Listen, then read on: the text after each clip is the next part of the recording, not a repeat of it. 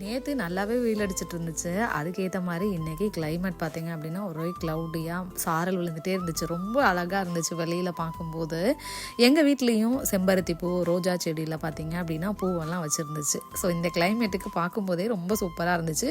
சரி, இதுக்கு ஏற்ற மாதிரி லஞ்ச் பார்த்திங்க அப்படின்னா வெஜ் பிரியாணி பண்ணிடலான்னு சொல்லிட்டு எண்ணெய் விட்டுட்டு பட்டை, கிராம்பு, ஏலக்காய், வெங்காயம் சேர்த்து நல்லா வதங்கிக்கலாம். வெங்காயம் இந்த அளவுக்கு வதங்கினதுக்கப்புறமா இஞ்சி பூண்டு பேஸ்ட்டு போட்டுட்டு மின்ட் லீவ்ஸு, அப்புறமா கொரியாண்டர் போட்டு வதக்கிட்டு தக்காளி இந்த அளவுக்கு வதங்கினதுக்கப்புறமா மிளகாய்த்தூள், காஷ்மீரி சில்லி போட்டுட்டு நம்மளுக்கு தேவையான வெஜிடபிள்ஸ் ஆட் பண்ணிக்கலாம். ஆட் பண்ணிவிட்டு கலந்துட்டு உப்பு சேர்த்துக்கோங்க. சேர்த்துட்டு இது கூடவே தயிரும் சேர்த்து நல்லா கலந்ததுக்கப்புறமா தண்ணி 1க்கு 1.5 வச்சுக்கோங்க. நான் 2 டம்ளர் எடுத்துருக்கனால 3 டம்ளர் தண்ணி விட்டுட்டு நல்லா கொதிச்சதுக்கப்புறமா ரைஸ் சேர்த்து மூடி போட்டு ஒரு விசில் விட்டு எடுத்திங்க அப்படின்னா நல்லா பொலன்னு பிரியாணி ரெடி ஆகிடுங்க. ரொம்பவே சூப்பராக வந்துருச்சு. ட்ரை பண்ணி பாருங்கள். இதுக்கு சைட் டிஷ் பார்த்திங்க அப்படின்னா காலிஃப்ளவர் 65 பண்ணிகிட்ருக்கிறேன். மசாலா எல்லாம் உதிராமல் ரொம்பவே நல்லா வந்துருந்துச்சு. இதோட ரெசிபி வேணும்னா கமெண்ட் செக்ஷனில் கமெண்ட் பண்ணுங்கள், போடுறேன். எங்கள் வீட்டில் லஞ்ச் இது தாங்க. நெக்ஸ்ட் சாப்பிட்டு